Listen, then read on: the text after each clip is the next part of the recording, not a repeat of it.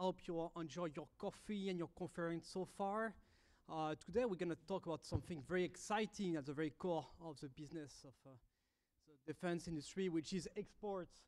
I am Matthew Farou. I'm the defense editor of French newspaper La Lettre and the Brussels bureau chief, so I do have a very European perspective on this topic. And today we're going to try to understand why are exports so crucial to Europeans. According to CIPRI report, between 2020 and 2024, EU countries accounted for almost 26% of arms deals, France being number one, but this is still far, far behind the United States of America. These exports are the powerhouse that drives profits and innovation for European defense champions that are still limited by a very fragmented market, as we all know. What the secret to conquer and keep customers around the globe, but also right here in Europe. To answer these very important questions, I'll be talking today with a great panel. I got Carl-Johan Bergholm. Carl-Johan, you're Senior Vice President and Head of Business Area Surveillance at Saab. Philippe Herrera, you're Executive Vice President, International Development and Institutional Relations of Safran Group and a former diplomat well known here in Paris.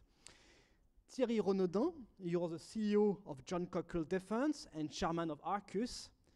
And last but not least, Pascal Souris, very well-known Senior Executive Vice President, International Development at Thales and CEO of Thales International. Pascal, my first question will be for you. At Thales, you get 70% of your income from foreign markets, with a growing presence in emerging countries like Singapore and the Emirates. As you embark more and more AI technologies in your products, I wanted to ask you, how do you deal with sovereignty requirements? That's very much in fashion these days. And how flexible can you be when it comes to technology transfers? Well, thank you very much for inviting me to this panel. Hello, everyone. So indeed, our activities outside France represent an essential part of our business. Just a few figures about Thales. So we generate 21 billion euros of revenues every year, 83,000 employees. France represents 30% of the revenues. The rest of Europe, an additional 30%. So altogether, 60% in Europe. 40% in the rest of the world, Americas, as well as Asia, Middle East, Africa. And in terms of footprint, we've been growing over the years, growing our industrial footprint in many countries. So today, France represents half of our employees and 25% in the rest of Europe and 25% outside Europe. The share outside Europe is growing. The share in Europe is also growing. And the reason why we've been consistently growing our footprint outside France is really to simply answer our customer requirements, who are very clear about the fact that they want more sovereignty. So they want capabilities, skills in country to master the systems that they procure. They insist on having local shares, and they also want to make sure that they take any opportunity of public contracts to develop the economy of the country and particularly high added value jobs. There is another reason why also we've been developing our international footprint is to be closer to customers and to be more efficient in delivering our programs. So that's a very strong motivation for us, but frankly, adequately answering customer requirements in terms of sovereignty has been a very long-standing effort on our part. And what we do in AI is no different. It's really a similar approach. So first of all, I'd like to say that AI is embedded already in many of our products and solutions. So more than 100 products and solutions at Thales embed AI, and obviously this directly contributes to the performance of the systems, and it means that the solutions that we have to supply to customers around the world, of course, include AI.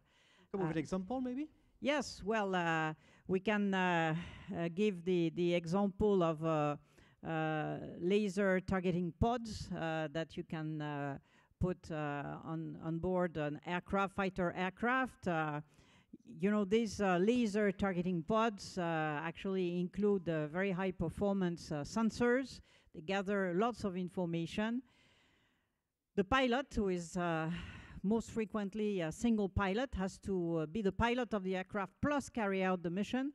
The pilot would be overloaded with information without some help coming from AI that enables the pilot to better identify what he can see on images, and the system actually recommends some targeting, facilitates the targeting of that he has to follow. So that's one example. Where we have many examples in mine warfare. Actually, you need to recognize a mine from a rock, and sometimes mines are significantly buried, so it's difficult. And by really training algorithms, you obtain a performance that is much higher. So basically, in most of our systems that involve sensors and involve command and control systems and well, a lot of data processing, we need AI, so we have embedded AI already. So this needs to be included in, and is included in, the systems we deliver to our customers. And obviously, customers have similar sovereignty requirements as for any type of system. So they want to be involved in the development of the system or the customization of the system. So local share with, with local talents. And for AI, we also need to train the systems that are supplied with the local data of the customer to make sure that we can obtain the optimum performance for the system, and the system cannot be trained on data that's belonging to another country. First of all, it's, we're talking of very sensitive data. In addition, configurations depend on countries, those systems, including AI, need to be trained on local data. So, and this needs to be performed by people that are citizens from the country. So what we've been doing in AI is actually to organize our AI centers in a way that enables us to have local people working on those systems. So we started 15 months ago, we announced the launch of our AI organization at Thales with 2 main centers in France and in Canada. Historically, Canada in Thales has been working a lot on AI. We more recently announced a 3rd one in the UK. And very recently, at the end of May, on the occasion of the visit of President Macron to Singapore, we announced a new one, AI Center, Cortex Center in Singapore. So the name of our organization for AI is Cortex, right? And we also discussed the idea of having an AI center in the UAE on the occasion of the IDEX exhibition. We discussed that already. So we are doing that. Yes, it raises particular questions concerning export control. Of course, what it means is that we need to have technology transfers, plus we need to be able to supply solutions with a level of performance that will be increasing using a lot of data and training. So this raises new types of questions for export control. It's more complex than only exporting a product. It's more complex than the traditional approaches to technology transfers or knowledge transfer.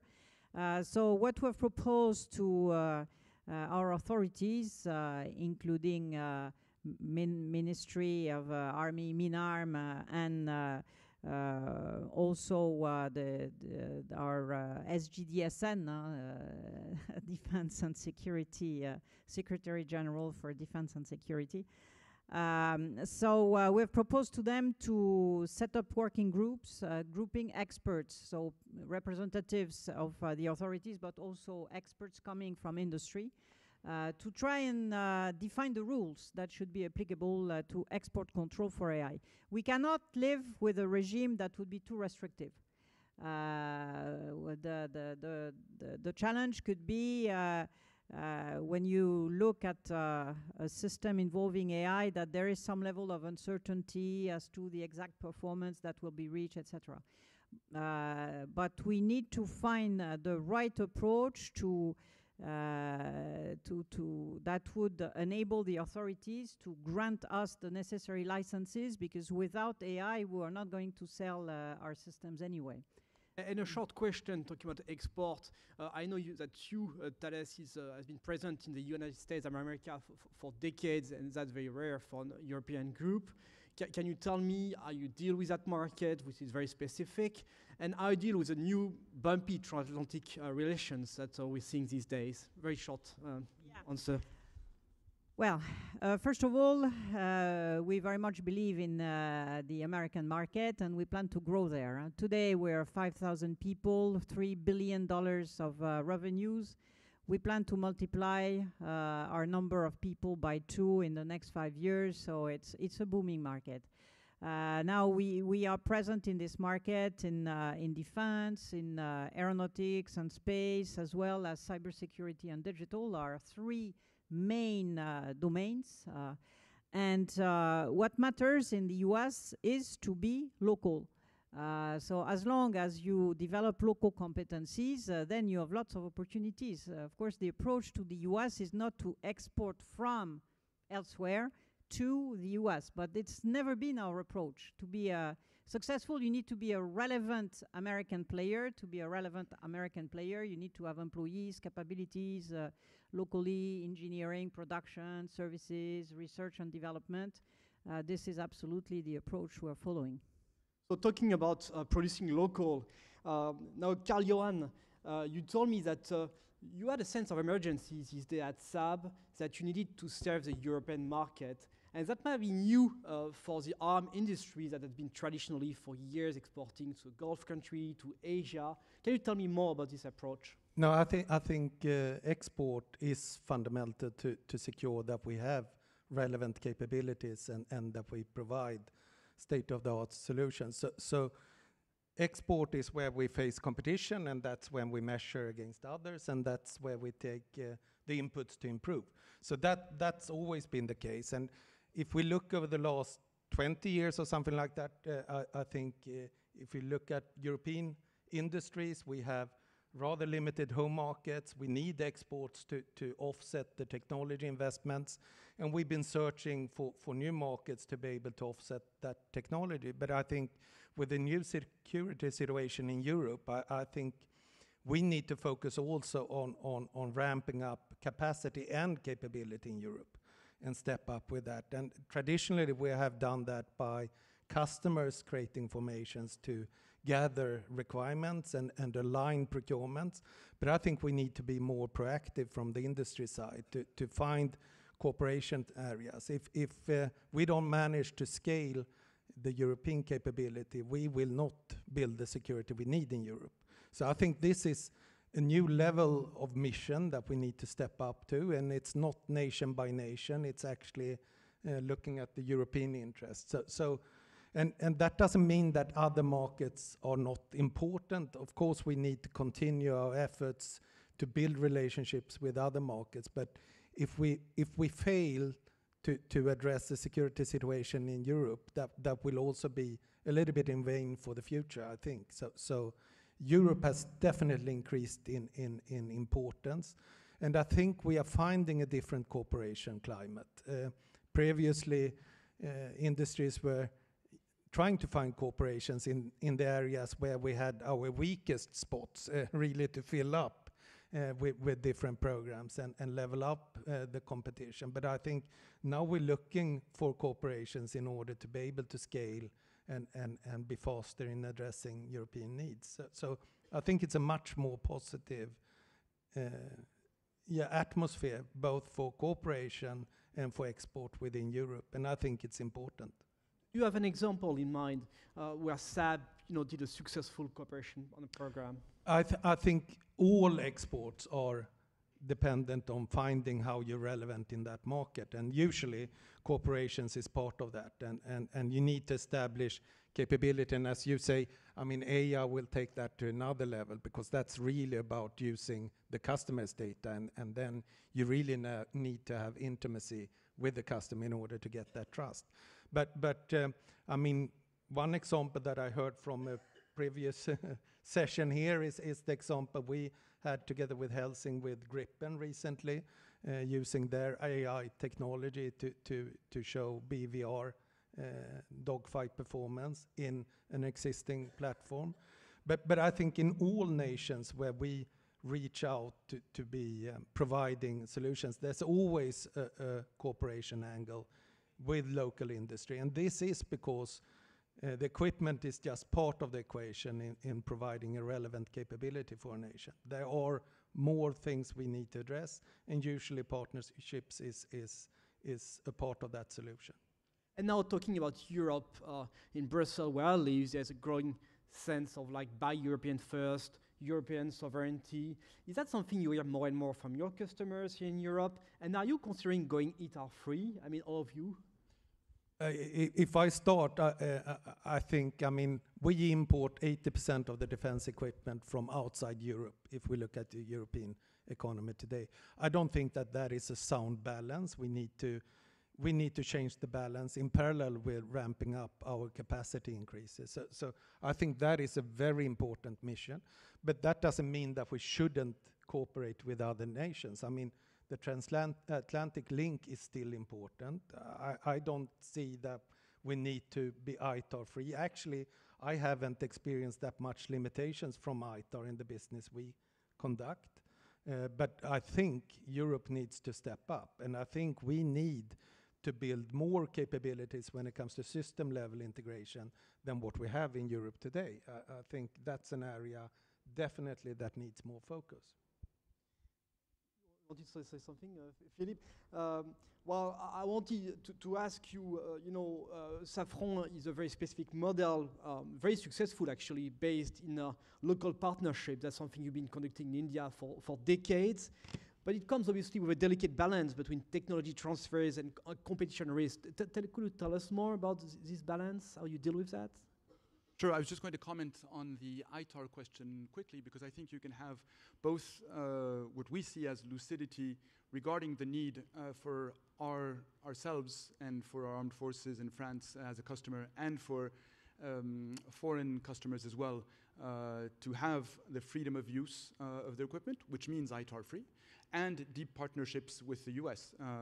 If Safran would not be as successful as it is and as it has been for the last 50 years since the creation of the partnership with General Electric on engines for single-aisle aircraft, without this truly unique and very successful 50-50 JV. But I do think that there is an increasing need, and that's the choice that we've made over the years in close cooperation with French armed forces, including for the deterrent force, which obviously requires ITAR-free solutions on things like inertial navigation or others, but that are today increasingly requested from our customers abroad. So to come to your question regarding India, I would say that we've managed our growth on the Indian market precisely by not seeing India as a market. Of course, it's a market also. There's an economic equation that needs to be solved. But we've been fortunate enough, and we're proud of this, to have been seen by India, in particular Indian military and government authorities for over 70 years, as a trusted partner. And this had to do with initial cooperation, for example, on the Vikas engine, the first Indian rocket engine based on the technology of the Viking engine. It had to do also with something that was perceived by India as a very strong, consistent French official position, so separate from Safran in terms of building on this strategic partnership, regardless of political majorities in France and in India, and regardless of the position of our British or especially American partners, sort of not a fair weather friend, but a bad weather friend as well. We need the support of the government to conduct such a big bilateral program. I think that so obviously for more sensitive technologies, it's seen as an asset by the Indian side that the French government will back these transfers.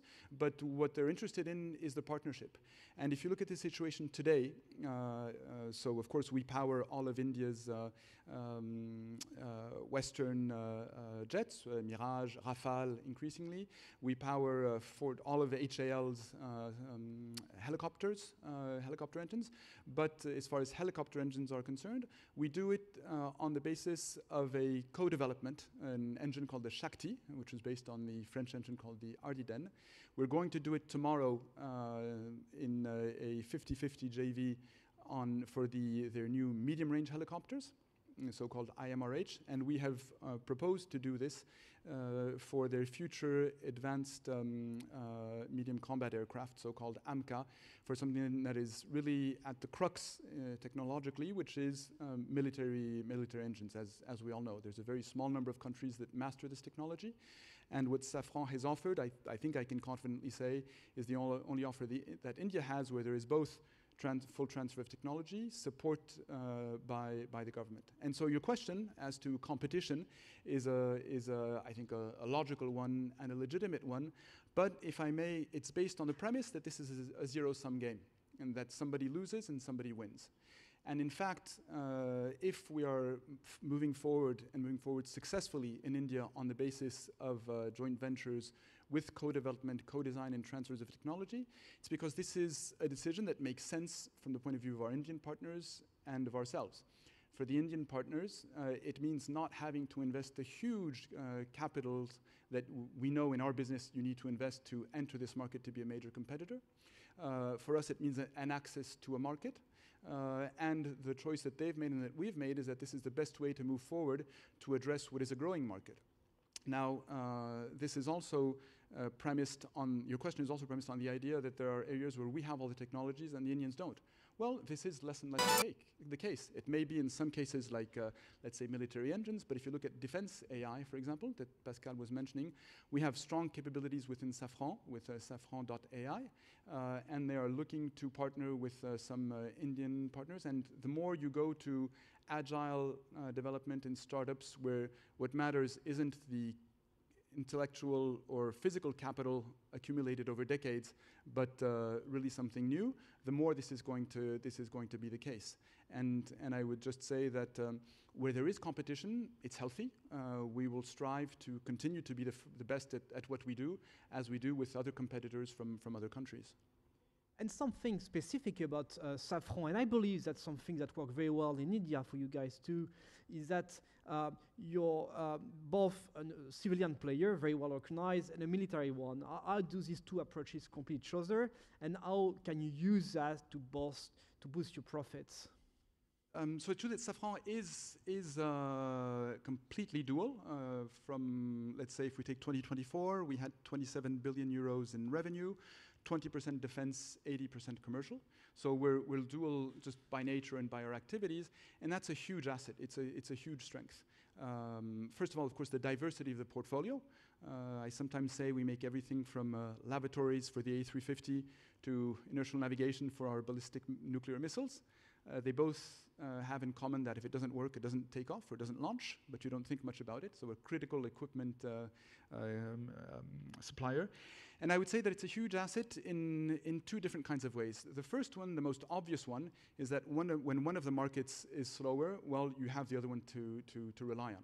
For example, during COVID, the civil aeronautic market was very, very low, in particular for maintenance and aftermarket, where we get a lot of our revenues and profits. We were very lucky to stand on the defense foot. But it goes far deeper than this, and I'd like to take two examples, if I may. The first one is engines. And I say it goes far deeper because there's not just it's not just either or. There's a real synergy and for us a virtuous circle when we know how to master it. For many decades, Snecma, which was the predecessor of Safran aircraft engines, only made military engines and only made them for the French Air Force. They did so with great success, and during the Cold War, it was almost a new engine, or at least an engine powering a new platform every 10 years. Thanks to this, and thanks to this sovereign capability, this ITAR-free capability, we got to be at the I would say, really at the leading edge technologically, the only ones in Europe.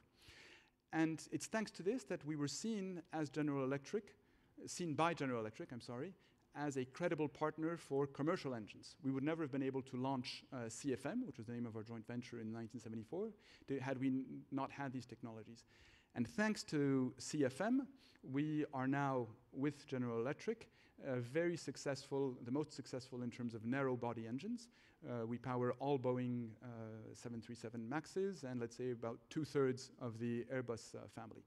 And this success in the civilian field gives us, of course, the revenues that allow us to invest in state-of-the-art R&D on the military side, and also give far more density and depth to our supply chains than we would have if we were only manufacturing military engines.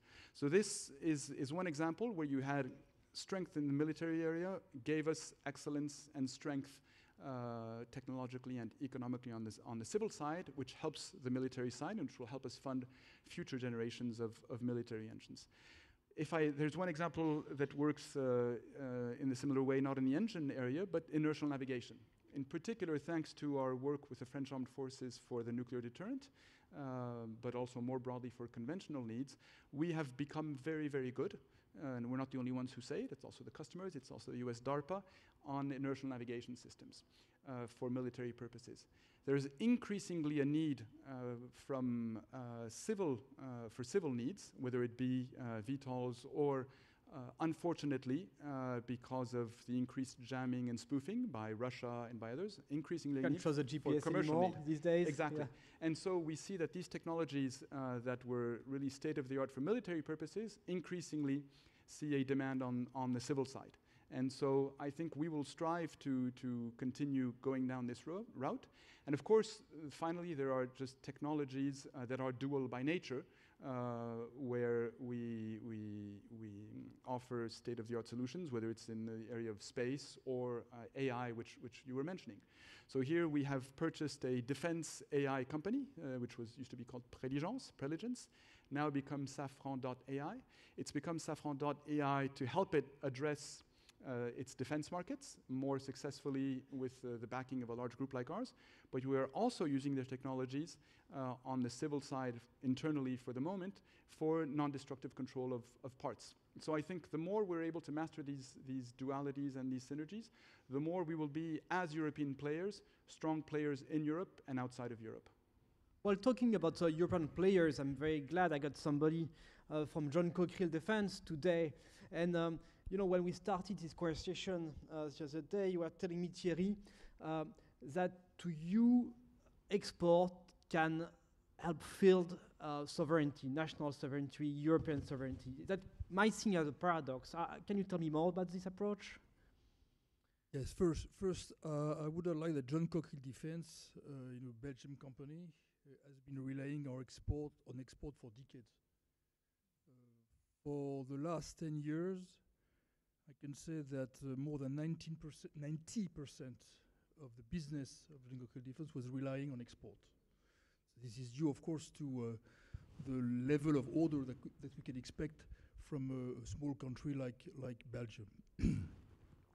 1 year ago, we acquired Arcus, which is I would say more supported by the French Ministry of Defense orders, but which has also a very strong culture of export. Naturally, as a Franco-Belgium company, Franco-Belgium contracts are the foundation of our business. But they cannot provide enough activity to reach a critical mass, to be profitable, to be sustainable in order to invest and to innovate. So we need the export business to reach this critical mass. So Europe is naturally a key focus, particularly in the context of the support of Ukraine, and particularly in the context of the renewed defense investment, which is announced, which has been announced in the last few weeks. Regarding Ukraine, we are very active. Arcus is currently delivering more than 60 4x4 Bastion to Ukraine. Arcus is setting up MRO center with a partner in order to support the fleet of VAB, the extensive fleet of VAB Mark I that was delivered at the beginning of the conflict. We are currently testing with the Ukrainian army the VAB Mark II with the perspective of supplying 300 of them to Ukraine. A very integrated approach, right on the field. Yes, very, very integrated. In the weapon system division of John Cockerill Defense, which is the historical perimeter of John Cockerill Defense, we are also delivering, in the process of delivering 105 turrets to upgrade Leopard 1 fleet of the Ukrainian army. So, of course, Ukraine as an export prospect is very important. If we talk now about rearmament of NATO nations, it's more challenging for us. First, because many of these NATO nations have their own national champion, which is somehow favored regarding national orders. And on top of this, we have to understand that the perspective of increasing the fleet of armed vehicle is lagging behind compared to ammunition, compared to missile, compared to artillery systems, compared to drones. Very obvious reason. You need additional troop transport carriers if you increase the volume of the armed forces. And as far as increasing the volume of the armed forces, the decision has not been made yet to increase the number of regiments, to increase the surface of regiments. So we are a little bit lagging behind in terms of being able to export to NATO nations. This is why our main focus remains export outside of Europe. And there we have very strong position, especially in the MENA region and in Asia, where the demand is very strong. So this will help us to secure a very strong export order book, probably beyond 50% as soon as 2026 for Arcus and John Cockerill Defense, out of an order book of about 1 billion euro. Now you mentioned, and that's very interesting, the acquisition of Arcus, very well known player in your field. And you know, there is kind of an elephant in the room, and that's a fragmentation of the market and a possibility of the aggregation of the market, where there will be successful players and some other less successful. How do you think the acquisition of Arcus help you when it comes to export? And maybe you can talk more about the camo model, which is very interesting. Something that I follow a lot, that is a very strong cooperation between France and Belgium. So I will answer to your second question first regarding the camo business and the camo environment. Definitely, we have positioned a new industrial actor, John Cockerill Defense Integrating Arcus, in the very heart of the Franco-Belgian relationship. So we have a very strong strategy between France and Belgium to completely interoperate their armies. This was again outlined by both ministers yesterday who visited KNDS France in Roanne, and both ministers insisted on the fact that the relationship between France and Belgium in terms of the army is a long-lasting relationship and will develop. And so we have created, with John Cockerill Defense acquiring Arcus, the industrial actor that will serve this ambition. It's not always easy, by the way, but I guess same for any bilateral industry program. Carl Johan, how do you see this consolidation of the market going on in Europe? How do you see the future of it? I know that's something we talk less about these days because you guys are so successful in the current momentum, but how do you see that coming? That's a very difficult question to provide a clear answer on. But I mean, with the demand increasing now, we're shifting the balance. I think we will have to ramp up both capability and capacity, but we will also attract new players. So I think the European market is an interesting market for more and more industries and also for new startups. So I think this will be at some stage an area where consolidation needs to take place. But right now, I think everyone's focus is ramping up, and the next steps will follow. I don't have any insights in the next step anyway. Pascal, I'd like to ask you about the new challengers coming up on the market. And you know, we're talking a lot about Ukraine. I know that currently, I believe 1% of your income's coming from the markets surrounding what's going on in Ukraine, helping Ukraine. Do you think right now is definitely a field that's very interesting for everyone in the industry because there's so much to learn? Do you think could be tomorrow a competitor in your area? Well, first of all, we are learning a lot from Ukraine and the need to ramp up our capabilities extensively, volumes, reducing delivery times. And it is a fact that Ukraine has a very strong industrial and technology base. It's not new. It was the case already decades ago, and we know them extremely well. We cooperated with them in the past extensively. So actually, it's quite natural in the current context to establish partnerships with Ukrainian companies and transferring technologies, but also ramping up industrial capabilities. Going forward, do we see them as a competitor? You know, it's our life every day to partner with companies we also compete with.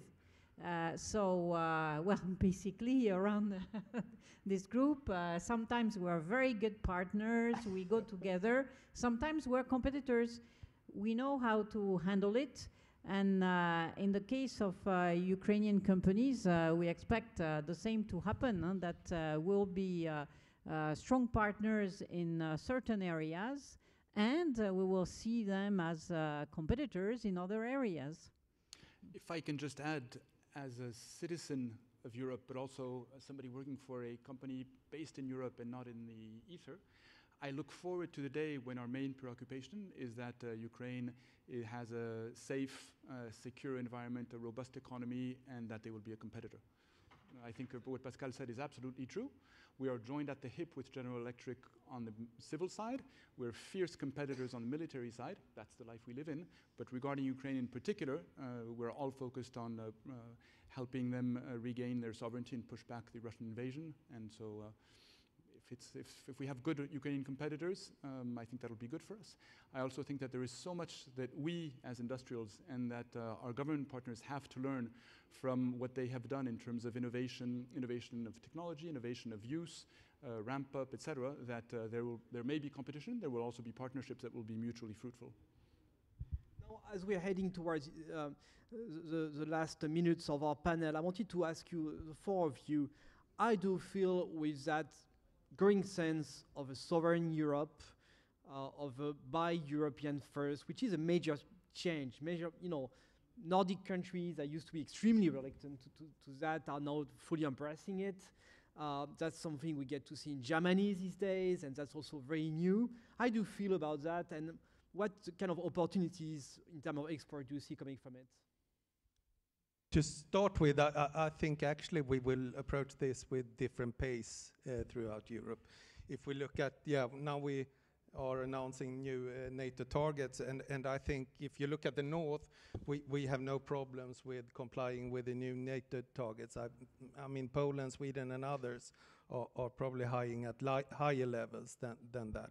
And I think there is a sense of urgency in addressing the security threat in this region, from the high north through Poland, Germany, and France, and this. And I think the security situation is probably perceived in a different way closer to the Mediterranean, where other threats are imminent. So I think understand that we need to focus on rearming Europe and growing the capability, but I think we might approach it with different pace and with different level of interaction in different regions of Europe. Thierry? I think we are, of course, very welcoming this approach of increasing the purchase of defense equipment in Europe. And I would say that as far as industrial, we are ready. I think the question is more, to what extent will the authorities, the governments, find financing margins in order to support this increase in spending. The orders. This is more my concern, I would say. What about you, Pascal?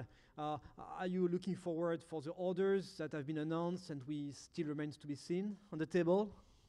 Well, actually, we are already growing very fast in defense. So we have already received lots of orders. Now, to ramp up defense expenditures in Europe from the average 2% of GDP to 3.5%, is of course an immense effort from governments. Some countries, as you said, Carl-Johan, are already there. Many other countries are significantly below. So as time goes and when we see the ramp up in defense expenditures, we will continue to significantly grow. What I would like to say there is that well, it's really fortunate that Europe is realizing that sovereignty matters. In the past, countries like France were very vocal about sovereignty, about mastering design authorities, owning intellectual property, etc. But very isolated too.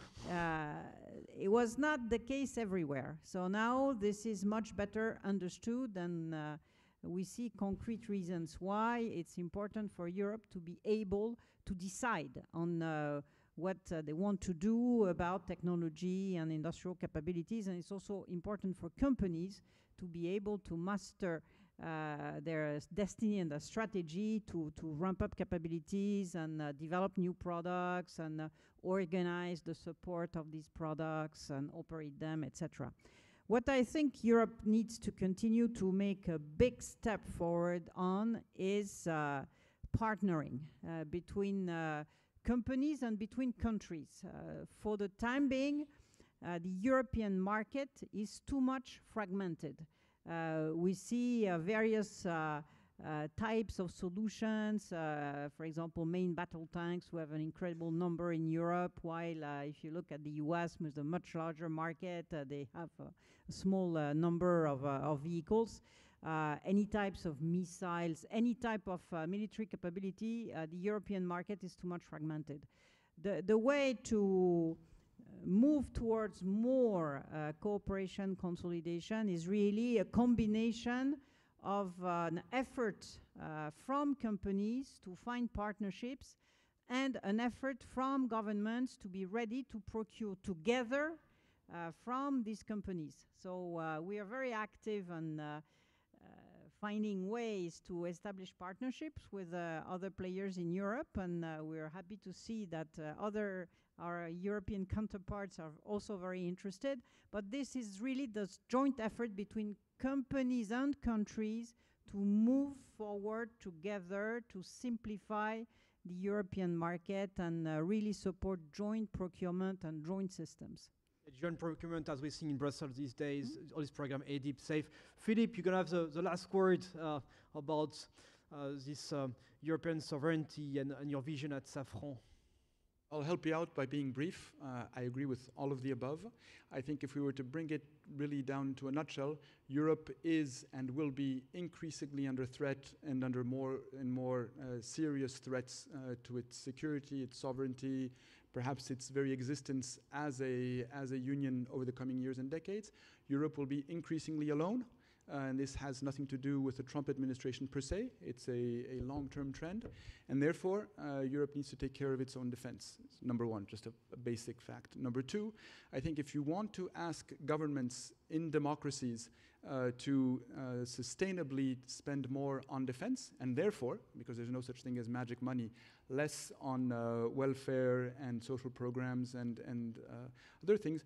Populations need to understand that it's not only good for their security, which is sometimes an abstract thought, but that it's also good in terms of jobs, industry, technology, trade. And for this, you need to have more production locally. But if you also want to be able to use the equipment that you have in the way that you see as aligned with your strategic interests, then that doesn't just mean produce locally, it means indeed own the IP to be able to operate it and, if you wish, to export it. And that's why all of these elements in terms of the Buy European are so important. It's not just produce in Europe, it's also be able to use what you produce.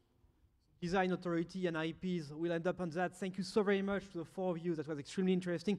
Thank you to all of you for following this roundtable. And please get ready, as there'll be another great guest coming in a minute, and that's going to be Nicolas Gaume, CEO and co-founder of Space Cargo Unlimited. Thank you very much.